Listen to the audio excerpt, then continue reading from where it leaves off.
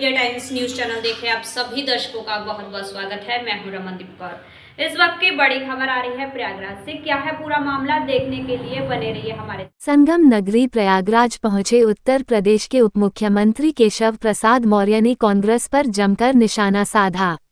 उन्होंने कहा कि कांग्रेस सरकार में केंद्र से भेजे गए 1 रुपये में से गरीब जनता तक केवल 15 पैसा ही पहुंचता था। ये बात खुद पूर्व प्रधानमंत्री राजीव गांधी ने कही थी। मौर्य ने आरोप लगाया कि कांग्रेस के शासनकाल में 68 लाख करोड़ रुपए से अधिक का भ्रष्टाचार हुआ।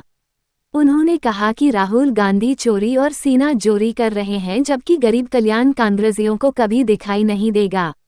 डिप्टी सीएम ने कहा कि भाजपा सरकार ने भ्रष्टाचार रोकने के लिए कड़े कदम उठाए हैं।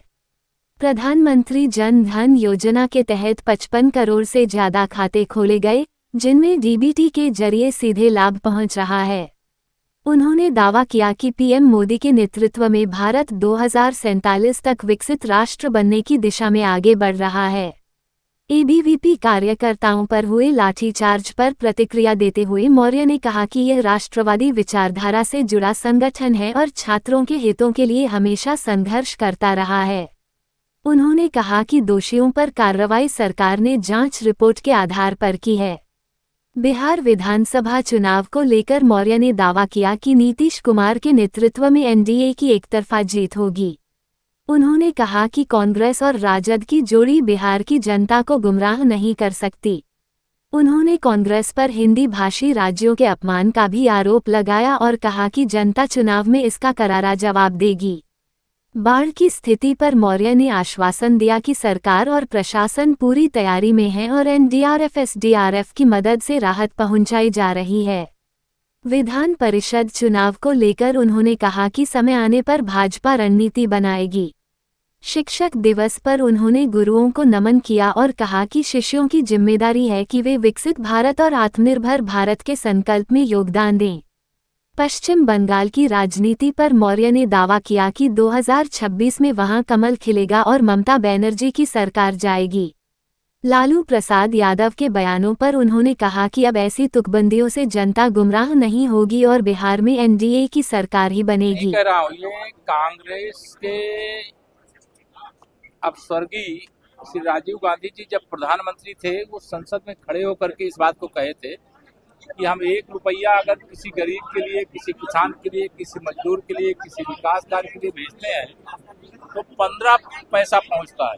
अभी मैं वो हिसाब जोड़ रहा था, जब लखनऊ से प्रयागराज के लिए चला तो लगभग 68 लाख करोड़ रुपया, अगर जितने बजट आए हैं उसमें जो चोरी की गई है, जो भ्रष्टाचार किया गया है कांग्रेस के समय में, वो 68 लाख करोड़ से अधिक होता है। तो चोरी और सीनाजोरी, भ्रष्टाचार के दलदल में जो डूबे हुए हैं, उन्हें गरीब कल्याण नहीं दिखाई देगा। भ्रष्टाचार रोकने के लिए जो कड़े और बड़े कदम उठाए गए, जो 55 करोड़ से अधिक प्रधानमंत्री जनधन योजना से खाते खोले गए, जिसके माध्यम से डीबीटी के बाद डायरेक्ट बेनिफिशियरी को जो पैसे ट्रांसफर करने का काम किया जा रहा है, ये बात कांग्रेसियों के समझ में नहीं आएगी, भ्रष्टाचारियों के समझ में नहीं आएगी। यह माननीय प्रधानमंत्री माननीय श्री नरेंद्र मोदी जी के नेतृत्व में भ्रष्टाचार मुक्त भारत, विकास से युक्त भारत, आत्मनिर्भर भारत, 2047 तक विकसित भारत, यह एक जो संकल्प है, उस संकल्प की दिशा में ऐतिहासिक कदम है। और उसमें भी जब ये कांग्रेस और इनकी कंपनी सवाल उठाती है तो मुझे हंसी आती है कि जो मतलब चोरों के सरदार रहे हों, जो भ्रष्टाचार के जन्मदाता रहे हों, जिन लोगों ने इस देश को अगर भ्रष्टाचार में न डुबोया होता तो आज हमसे बाद में जो आजाद हुए देश हैं वो विकसित देश हो गए और हम अभी विकासशील देश बने हुए हैं। तो आज जब विकसित भारत बनने की ओर अग्रसर है तो इनको भ्रष्टाचार युक्त भारत चाहिए, तो भ्रष्टाचार युक्त भारत तो भारत की जनता नहीं चाहती। अच्छा, अगर बात करें तो एबीवीपी पर जिस तरह से लाठीचार्ज हुआ था, सरकार ने एक्शन भी लिया, लेकिन उनका राजपथ के खिलाफ जो है एबीवीपी कार्यकर्ता आज भी प्रदर्शन कर रहे हैं। देखिए, जो अखिल भारतीय विद्यार्थी परिषद, हम लोग भी छात्र के रूप में विद्यार्थी परिषद के कार्यकर्ता के नाते काम किए हैं। एक राष्ट्रवादी, एक विचारधारा से जुड़ा हुआ और छात्रों के हित में निरंतर संघर्ष करने वाला संगठन है। उसमें जिन लोगों ने जाति की थी, जांच करने के बाद रिपोर्ट आई है, रिपोर्ट के बाद उनके खिलाफ कार्रवाई हुई है। और विद्यार्थी परिषद का क्या कार्यक्रम है, कैसा कार्यक्रम है, वो मुझे जानकारी नहीं है। बच्चों के साथ पुलिस ने जांच की थी, जांच हुई और जो दोषी थे उनके खिलाफ कार्रवाई करने के लिए हम लोगों ने कहा था और कड़ी कार्रवाई की गई। बिहार का चुनाव सामने है, वहाँ पर सभी दलों ने ताकत ग्रुप रखी है, क्या कहेंगे बिहार के चुनाव को लेकर? बिहार के चुनाव में श्री नीतीश कुमार जी के नेतृत्व में एक तरफा भारतीय जनता पार्टी गठबंधन, एनडीए गठबंधन विजय की ओर बढ़ रहा है। राष्ट्रीय जनता दल, कांग्रेस एंड कंपनी वहाँ चारों खाने चित हो चुकी है। चुनाव से पहले ही उनके जितने मुद्दे थे उन मुद्दों की हवा निकल चुकी है। वहाँ की जनता जान चुकी है कि एक गरीब माँ बाप के बेटे की ताकत, बढ़ती हुई ताकत को देख करके उनको प्रधानमंत्री के पद से हटाने के लिए इन लोगों ने साजिश किया।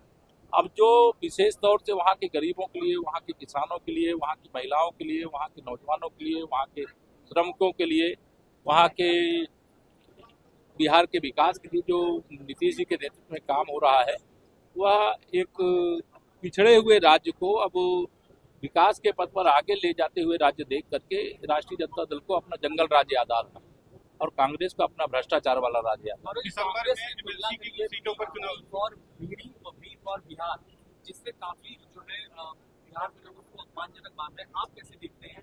कांग्रेस ने ट्वीट किया कि बी फॉर बीडी और बी फॉर बिहार। देखिए, कांग्रेस बिहार हो, यूपी हो, हिंदी भाषी राज्य हो, वहाँ के लोगों का लगातार अपमान करती रही। अभी जो श्री राहुल गांधी जी और तेजस्वी यादव जी ने यात्रा निकाली थी बिहार के अंदर, उस यात्रा में उन लोगों को बुलाया जिन लोगों के बारे में अपमान भरे शब्द, चाहे वो दक्षिण भारत में कांग्रेस के मुख्यमंत्री रेवंत रेड्डी जी हों, चाहे तेलंगाना के मुख्यमंत्री रहे हों, इन लोगों ने सदैव अपमानजनक भाषा का प्रयोग बिहार और यूपी के लोगों के लिए किया था। उनको बुला करके उनको बिहार से नफरत है, उनको यूपी से नफरत है, उनको गरीबों से नफरत है, उनको किसानों से नफरत है, उनको महिलाओं से नफरत है। लेकिन इसका जवाब बिहार के चुनाव में भी, आने वाले हर चुनाव में जनता देगी। दिसंबर में बाढ़ के संकट से निपटने की मजबूत तैयारियां हैं, सबको मदद की जा रही है। जहां जहां जरूरत है सरकार और प्रशासन और एनडीआरएफ, एसडीआरएफ तैयार खड़ा। दिसंबर में विधान परिषद की कुछ सीटों पर फिर से चुनाव होंगे, क्या तैयारी है पार्टी? जब होगा उसका विचार कर लेगी पार्टी। अच्छा, इसके अलावा भारत में आज शिक्षक दिवस भी है, जो कि काफी मानी आज गुरु ब्रह्मा गुरु विष्णु गुरु देव महेश्वरा गुरु साक्षात परब्रह्मा तस्मै श्री गुरुवे नमः। गुरु का स्थान बहुत ऊंचा है और उनको सबको शिक्षक दिवस पे प्रणाम भी करते हैं, उनको शुभकामनाएं भी देते हैं और उनकी जिम्मेदारी बढ़ गई। जिन बच्चों को वो पढ़ा करके बढ़ाने का काम करते हैं, शिक्षित करने का काम करते हैं, उन बच्चों को जो आज पढ़ाए जा रहे हैं उनको विकसित भारत मिलने वाला है। तो विकसित भारत और आत्मनिर्भर भारत बनाने की शिक्षा देने का ये जो सही समय है और वो गुरुजन लोग हमारे कर रहे हैं और अच्छे से करें। सरकार पूरी तरह से उनके साथ। ममता बनर्जी ने तंज कसा है, तरीके का तंज कसा है। देखिए, ममता बनर्जी जी चली चला की बेला में है। पश्चिम बंगाल में कमल खिलने जा रहा है, टीएमसी की सरकार वहाँ जा रही है, 26 में चुनाव वहाँ होने वाले हैं, इसलिए बौखलाई हुई है, इसलिए इस प्रकार की बातें वो बोलेंगी। लेकिन उनको मालूम है कि पिछले विधानसभा चुनाव में तमाम धांधली अगर नहीं करती तो कमल का फूल वहाँ खिल गया था। लेकिन इस बार वहाँ की जनता एकदम तैयार बैठी है। माननीय मोदी जी के नेतृत्व में देश और भाजपा की अगुवाई में पश्चिम बंगाल प्रदेश, या दोनों डबल इंजन की सरकार वहाँ भी चाहिए। उसके लिए लोगों को बड़ा समर्थन मिल रहा है भाजपा को, इसलिए वो बौखलाई। धन्यवाद। प्रयागराज पैगंबर आखिरत हजरत मोहम्मद साहब के 1500वां ईद मिलादुन नबी के मौके पर गुरुवार की रात प्रयागराज शहर पूरी तरह रोशनियों से जगमगाता रहा। मुस्लिम बहुल इलाकों में रौनक देखते ही बन रही थी। मोहल्लों को इस्लामी झंडों, रंग बिरंगी झालरों और लाइटों से सजाया गया। छोटे बड़े, बच्चे और बुजुर्ग सभी नए कपड़े पहनकर खुशियों में शरीक हुए। करेली, अटाला, सब्जी मंडी, नूरुल्लाह रोड, पत्थर गली, शाहगंज, अकबरपुर, बख्शी बाजार, रानी मंडी, दरियाबाद, रसूलपुर, बहादुरगंज और मोतिशमगंज से निकले जुलूसों ने पूरे शहर का माहौल रोशन कर दिया। ये जुलूस चौक, कोतवाली, सब्जी मंडी, नखास कोना होते हुए दारा शाह अजमल पर संपन्न हुए। जगह जगह अंजुमनों ने स्टाल लगाकर जुलूस का स्वागत किया और प्रतिभागियों का सम्मान किया। पूरे शहर की मस्जिदों को दुल्हन की तरह सजाया गया। खासकर चौक जामा मस्जिद की भव्य सजावट श्रद्धालुओं के लिए आकर्षण का केंद्र बनी रही। रात भर नबी की शान में नाते पाक और सलातो सलाम पेश किए जाते रहे। करेली से निकला जुलूसे मोहम्मदी नदीम की अगुवाई में प्रारंभ हुआ। ये जुलूस करेली इलाके में गश्त किया। जुलूस को कारीगरों ने बहुत ही खूबसूरती से सजाया था, जिसमें महीन नक्काशी देखते ही बन रही थी। राहगीरों और अकीदतमंदों ने इसकी खूब तारीफ की। कई स्थानों पर कमेटियों की ओर से जुलूसों को इनाम भी दिए गए। पहाड़ों पर लगातार हो रही बारिश के कारण 5वीं बार प्रयागराज में बाढ़ की स्थिति हो रही है और खतरे के निशान के पास गंगा यमुना का जल स्तर पहुंच गया और पूरा संगम क्षेत्र जलमग्न हो गया। तो वही जिस तरह महाकुंभ ने एक इतिहास रच दिया, वैसे ही इस बार मां गंगा ने भी संगम स्थित बड़े हनुमान जी को स्नान कराकर एक नया इतिहास रचा है। कहते हैं कि इससे पहले कभी हनुमान जी को मां गंगा ने 5 बार स्नान नहीं कराया था, लेकिन इस बार 2025 में 5 बार मां गंगा ने हनुमान जी को स्नान करा दिया। मां गंगा के स्नान कराने से पहले मंदिर में पूजा पाठ का दौर शुरू हो गया। फिर मां गंगा का बाकायदा आरती और शंख साथ मंदिर में स्वागत किया गया। मंदिर के कपाट बंद करने से पहले मंदिर के महंत बलवीर गिरी ने भव्य आरती करते हुए बाल स्वरूप हनुमान जी का रूप लेकर हनुमान मंदिर के ऊपर वाली मंदिर में ले जाकर पूजा पाठ आरती के साथ रख दिया, ताकि संगम हनुमान मंदिर के दर्शन करने आने वाले लोग इस बाल स्वरूप हनुमान जी का दर्शन और पूजन कर सके। बाढ़ का पानी हनुमान मंदिर से दूर हो जाएगा और गर्भगृह से हट जाएगा।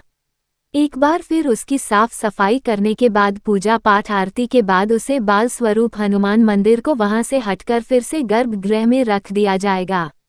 बलबीर गिरी महंत लेटे हनुमान जी मंदिर वॉक थ्रू। आपको बता दे, अमून नेता कहा जाता है कि जब भी किसी गांव या देश या मोहल्ले में बाढ़ आती है, लोग भगवान से दुआ मांगते हैं कि बाढ़ जैसी आपदा से पूरे इलाकों को बचाया जा सके। लेकिन प्रयागराज चाहिए अनोखा हनुमान मंदिर है, जहां पर मां गंगा का मंदिर में प्रवेश करने से पहले पूजा पाठ आरती शंखनाद के साथ स्वागत किया जाता है। इसके पीछे वजह बताते हैं कि जब भी संगम के हनुमान मंदिर को मां गंगा स्नान करती है तो पूरे देश के साथ पूरे प्रयागराज में शुभ दिन के रूप में माना जाता है। लेकिन इस बार प्रयागराज के लोगों के लिए सौभाग्य हुआ कि मां गंगा ने 1 बार नहीं, 2 बार नहीं, 3 बार बल्कि 5 बार संगम के हनुमान मंदिर को स्नान कर दिया।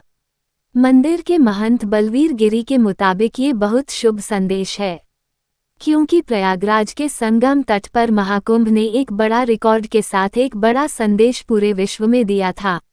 इसलिए महाकुंभ के आयोजन के बाद मां गंगा ने भी शुभ मानते हुए संगम के हनुमान जी को 5वीं बारिश करवा दिया। ओम नमो हनुमते मंगलम सोवम संहर संहरादिवसं प्रकाश प्रकाश है ओम तथा। जय त्रिवेणी जय प्रयाग। पहले तो एक बार सभी सनातनियों को हनुमान जी महाराज के 5वीं बार शयन की बहुत सारी शुभकामनाएं। मेरी दृष्टि में भी और काफी लोगों ने सुना है कि 5 बार तो शायद ही कम स्नान देखने को मिला हो कहीं। ये 5वीं बार हनुमान जी महाराज स्नान किए, तो पहले तो इसकी बहुत सारी शुभकामनाएं सभी को। साथ ही साथ देखिए, इस बार महाकुंभ जो हुआ उसमें भी 3 तो अमृत स्नान थे ही, और सब स्नान मिला के 5 स्नान थे। उस दृष्टि से देखा जाए तो हनुमान जी का भी ये 5वां स्नान है। तो हम सभी सौभाग्यशाली जो कुंभ की रीत चली अब हनुमान जी महाराज जी, ये हम मानते हैं कि पूर्णतः ये ब्रह्म हो गए कि हनुमान जी महाराज यहाँ के जो कोतवाल है 5 स्नान करके ये कह दिया कि कुंभ जो है भली भांति आपका ऐश्वर्य पूर्वक व्यतीत हुआ है।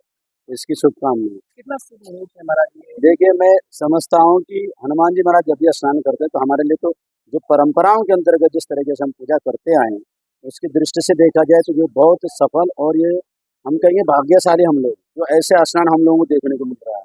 पहले भी हमने काफी अपने महात्माओं से पूछा, लेकिन इस तरह के सुनने को नहीं आया कि हनुमान जी महाराज 5 बार स्नान किए। तो पहले तो ये बहुत सौभाग्य की बात है। पर परंपरागत अनुसार जो हनुमान जी महाराज के जिस तरीके से हनुमान जी महाराज में जब स्वयं त्रिवेणी माता आती है, तो यहाँ विधि विधान पूर्वक परंपरागत अनुसार भगवती का स्वागत किया जाता है। स्वागत के साथ हनुमान जी महाराज को शयन किया जाता है।